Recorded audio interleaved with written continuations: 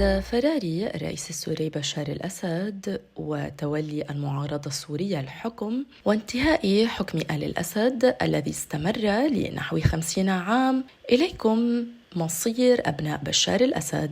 بداية، بشار الأسد من مواليد 11 من سبتمبر عام 1965، وهو من دمشق في سوريا. هو الابن الثالث للرئيس السابق حافظ الأسد وأنيسة مخلوف بعد بشرى وباسل. درس مراحله الأساسية في دمشق، بينما نال شهادة الثانوية عام 1982 في الكلية الحربية الفرنسية، ليلتحق بكلية الطب في دمشق بعدها. تخرج منها عام 1988 وتزوج من أسماء الأخرس، وأنجب منها 3 أبناء هم حافظ وزين وكريم. زوجته تنحدر من أصول في حمص، وهي من مواليد أغسطس 1975، وتزوجت من بشار الأسد في 18 من ديسمبر عام 2000. حافظ بشار الأسد هو الابن الأكبر له، ولد عام 2001 وحصل على درجة الماجستير في الرياضيات في جامعة موسكو الحكومية بمعدل تام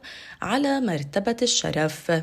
أما زين فهي الابنة الثانية التي ولدت بعد شقيقها حافظ بعامين، وتحديدا في 5 نوفمبر عام 2003. والمتداول عنها أنها ظهرت في مباريات عدة لركوب الخيل، إلى جانب مشاركتها في أعمال خيرية لمساعدة المنكوبين جراء الزلزال الذي ضرب سوريا قبل أعوام. أما كريم بشار الأسد فهو الابن الثالث والأخير لبشار الأسد، ولد عام 2004 وعرف بتفوقه، إذ نجح في الحصول على الشهادة الثانوية بالفرع العلمي بمعدل امتياز.